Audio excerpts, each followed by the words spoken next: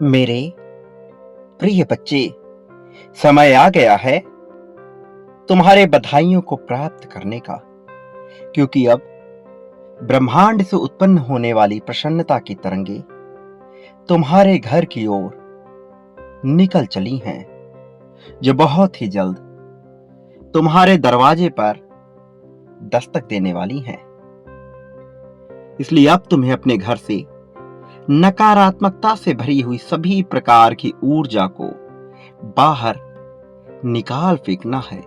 मैं तुम्हें इसका तरीका भी बताऊंगा मेरे प्रिय बच्चे, लेकिन उससे पहले तुम्हें कुछ बातों को समझना बहुत आवश्यक है और इस कारण से तुम्हारे लिए इस संदेश को पूर्णतः अंत तक सुनते रहना अत्यंत आवश्यक है। इसलिए चाहे परिस्थिति कैसी भी हो, चाहे तुम किसी भी हालात में क्यों ना हो, तुम्हें इस संदेश को पूर्णतः अंत तक सुनते रहना है मेरे प्रिय बच्चे। इसे बीच में अनदेखा करने की भूल नहीं करनी है।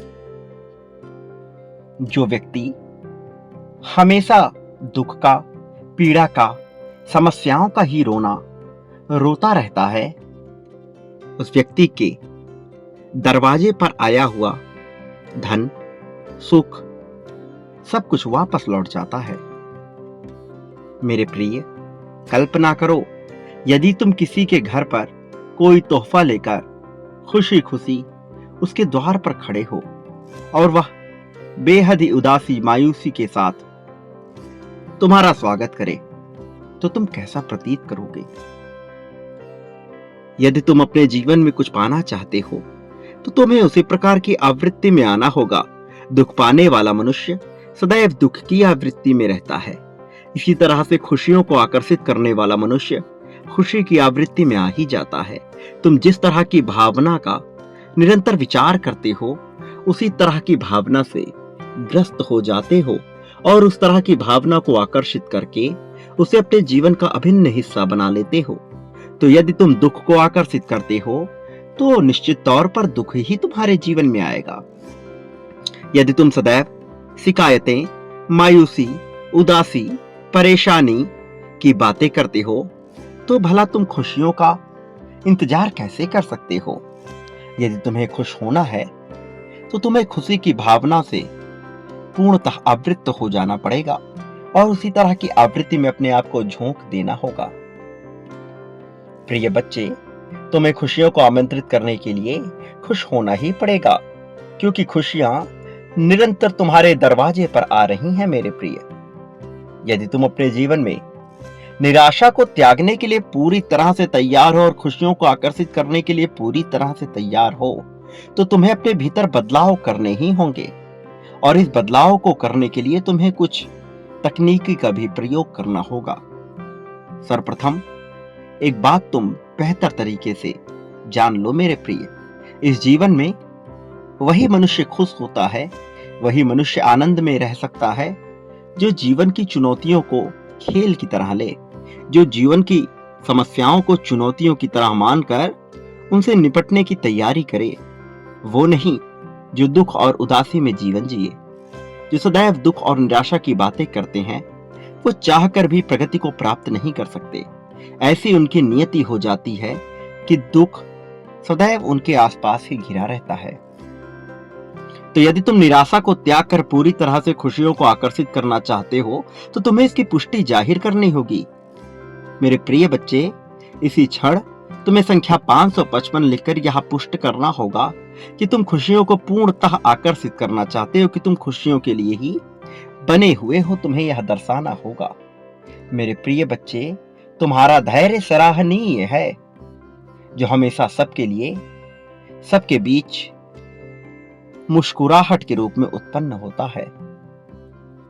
मेरे प्रिय बच्चे, मुझे ज्ञात है कि तुमने कितना अकेलापन सहा है, कितना दुख झेला है, लेकिन वास्तव में अंदर से वह मनुष्य जो दुख झेलने के बावजूद भी मुस्कुराता रहता है, वह सदैव खुशियों को आकर्षित कर ही लेता है, क्योंकि वह ऐसी आवृत्ति में अपने आप को झोंक देता है, ऐसी आवृत्ति से अपने आप को घेर लेता है कि चाह कर भी दुख उसका कुछ नहीं कर सकती।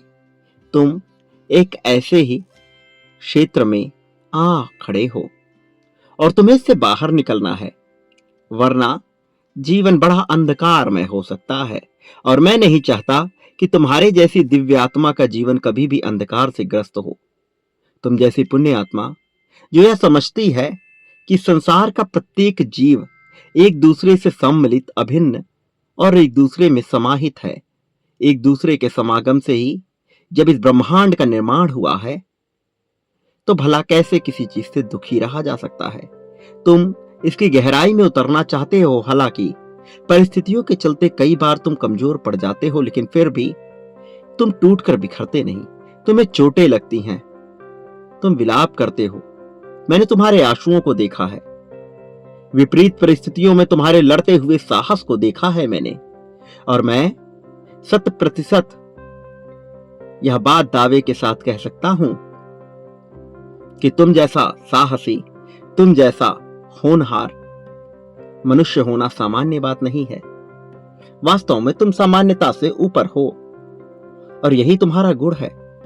इस गुण को तुम अभी भले ही भांति समझ नहीं पाए हो, लेकिन मैं जो कि तुम्हारे सभी गतिविधियों का आकलन करता हूं, मैं जो कि तुम्हारी सभी परिस्थितियों से वाकिफ हूं, मैं तुम्हारी भावना, तुम्हारी साहस, तुम्हारी चतुराई को बेहतर तरीके से समझता हूं। मैं जानता हूं कि तुम्हारे अंदर क्या कमी है और क्या ताकत है। लेकिन मैं तुम्हें कहना चाहता हूं कि जो मनुष्य केवल कमियों का विचार करता है, वो चाहकर भी अपनी ताकत पर ध्यान केंद्रित नहीं कर पाता और फिर हार जाता है, थक जाता है। स्वयं को हारा हुआ महसूस कर उसे लगता है कि यह जीवन उसे व्यर्थ ही प्रदान किया गया है। जबकि वह गौर से विचार करे तो उसके अंदर बहुत ताकत छुपी हुई थी, लेकिन उसने अपना पूरा समय केवल अपनी कमियों पर ध्यान लगाने में बिता दिया। तुम्हें यह नहीं करना है मेरे प्रिय, क्योंकि अभी तुम अपनी कमियों का विचार अपनी अच्छाई से ज्यादा करते हो। तुम यह ढूंढने का प्रयास करते हो कि तुम्हारे अंदर क्या कमियां और तुम उसे मिटाना चाहते हो, जबकि यह गलत तरीका है।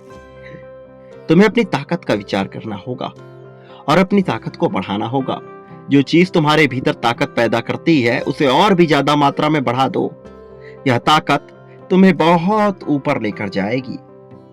मेरे प्रिय बच्चे, जो मनुष्य स्वयं के लिए अकेला खड़ा होने का साहस रखता है, तकलीफें उसका कुछ भी नहीं कर सकती, उसका बाल भी बांका नहीं कर सकती, क्योंकि उसने साहस का प्रदर्शन कर दिया। और जो व्यक्ति साहस का प्रदर्शन कर देता है, उसके बाद तो फिर प्रकृति को स्वयं झुक जाना पड़ता है उसके आगे। मेरे प्रिय बच्चे, स्वयं को उस कबूतर की भांति मत बनाओ जो जाकर किसी पेड़ पर रहता है, बल्कि स्वयं को उस बाज की भांति बनाओ जो हारा हुआ होकर भी स्वयं को साहस प्रदान करता है और हर परिस्थिति से लड़ने का मादा रखता है, जो पर्वतों के ऊंचे शिखर पर रहता है। मेरे प्रिय बच्चे, स्वयं की क्षमता को देखो, अपनी ताकत को पहचानो। लोगों द्वारा कही हुई बातों को त्याग कर यह देखो कि तुम क्या कर सकते हो, केवल उसका विचार करो। अन्य लोगों द्वारा कही गई सभी बातें व्यर्थ हैं, उनका कोई मोल नहीं है। वास्तव में तुम्हारा तुम्हारे प्रति क्या नजरिया है, यह सबसे महत्वपूर्ण है। बाकी कोई क्या सोचता है, किस प्रकार से सोचता है, क्यों सोचता है, इसका कोई महत्व नहीं है। यह पूर्णतः महत्वहीन बात है, क्योंकि लोगों के मायने, लोगों के नजरिए तत्क्षण में बदलते हैं। यह एक प्रकार का पैटर्न है जो मनुष्य बदल देता है। तुम जिस तरह के पैटर्न में अपना जीवन जीते आए हो, तुम्हें वह बदलना होगा। अपनी रूपरेखा को बदलना होगा, अपने भीतर बदलाव करना ही होगा। तुम एक बदलाव की श्रृंखला प्रारंभ करो, उसके बाद देखो सब कुछ अपने आप घटित होने लगेगा। तुम्हारे ना चाहने के बावजूद भी परिवर्तन इतने तेजी से होगा कि तुम सोच नहीं पाओगे। और यह परिवर्तन इतना लाभान्वित करने वाला होगा कि तुम्हारी आंखें खुशी से चमक उठेंगी। तुम्हारे नाम की चर्चा इस तरह फैल जाएगी कि हर कोई तुम्हारा ही गुणगान करने लगेगा, और यह तुमने कमाया हुआ होगा। मेरे प्रिय बच्चे, अपनी ताकत को देखो, अपनी कमजोरी के बजाय अपनी ताकत पर पूरा का पूरा ध्यान केंद्रित करो। तुमने क्या भूल किया या महत्वपूर्ण नहीं है। वास्तव में जब तुम्हारा हिसाब किताब होगा तो तुमसे यह नहीं पूछा जाएगा कि तुमने क्या गलतियां की, बल्कि तुम्हें बताया जाएगा कि खुश रहने के तुम्हें बहुत अवसर मिले थे, तुमने उनका क्या किया मेरे प्रिय। क्या तुम उस क्षण में खुश हुए जब तुम्हें खुश होना चाहिए था, या फिर अपने अतीत की गलतियों का पश्चाताप ही करते रह गए। या जीवन तुम्हें पछताने के लिए, पश्चाताप करने के लिए, ग्लानि से अपने आप को रो रो कर भिगो लेने के लिए नहीं मिला है। तुमने किसी का दिल तोड़ा या किसी ने तुम्हारा दिल तोड़ा, यह बात बेबुनियादी है जब तक कि तुम अपनी नजरों में गिर नहीं जाते। मेरे प्रिय बच्चे, वह देखो जो दिव्य दृष्टि द्वारा नियति तुम्हें दिखाने का प्रयत्न कर रही है, ना कि वह जो समाज अपने आईने से तुम्हें दिखाने का प्रयास कर रहा है। बेबुनियादी, बेमतलब की, बेतुकी बातों पर अपना समय न गवाओ। प्रिय बच्चे, यह बहुत ही कीमती है। तुम्हें जो समय मिल रहा है वह सीमित है। यहाँ कोई हजारों वर्ष जीने के लिए नहीं आया है। जो समय मिला है वो बड़ा क्षणिक है। यदि उसका पूर्ण लाभ नहीं ले पाए तो सिवाय पछतावे के कुछ ना बचेगा, क्योंकि कल तुम्हें मनुष्य का जीवन मिलेगा या नहीं यह तुम नहीं जानते। मेरे प्रिय बच्चे, कर्मों से भी ऊपर कुछ होता है, उसका विचार करो। ईश्वर की सत्ता का विचार करो। तुम क्या हो इसका विचार करो। तुम क्या हो जाने को उत्पन्न हुए हो उसका विचार करो, ना कि ये कि तुमसे क्या भूल हुई है। अपनी गलतियों पर ध्यान केंद्रित करना बंद करो। तुम जो कि निरंतर अपनी गलतियों पर ध्यान केंद्रित कर रहे हो, मैं तुम्हें बता देना चाहता हूं कि तुम यह गलत कर रहे हो। प्रिय बच्चे, इससे अपने आप को दूर करो। तुम जो कि सबकी तकलीफों को दूर करना चाहते हो, सर्वप्रथम अपनी तकलीफ को दूर करो। और तुम्हारी सबसे बड़ी तकलीफ ये है कि तुम अपने बारे में क्या नजरिया रख रहे हो, वह पूरी तरह से गलत है। अपने नजरिए को बदलो, अपने बारे में अपनी सोच को बदलो। तुम न्यायपूर्ण हो रहे हो, अपने ही आप को लेकर यह करना गलत है मेरे प्रिय। तुम्हें इस जीवन का उपभोग करना है, आनंद के साथ इसका उपभोग करना है। तुम्हारे जीवन में आ रही समस्याओं को चुनौती की तरह देखो और उन चुनौतियों का डट कर सामना करो। या तुम्हें साहस प्रदान करेगा, या तुम्हें आत्मविश्वास प्रदान करेगा। अपने आप को बचाकर निकाल मत लो, बल्कि जो तुम्हारे सामने पड़ रहा है उससे लड़ो, भिड़ो, उसका सामना करो। किसमें इतनी क्षमता है जो तुम्हें गिरा सके। जब तुम्हारे सामने चुनौती आएगी और तुम उसका सामना करोगे, तब ही तुम देख पाओगे कि तुम्हारी सीमा कहां तक है।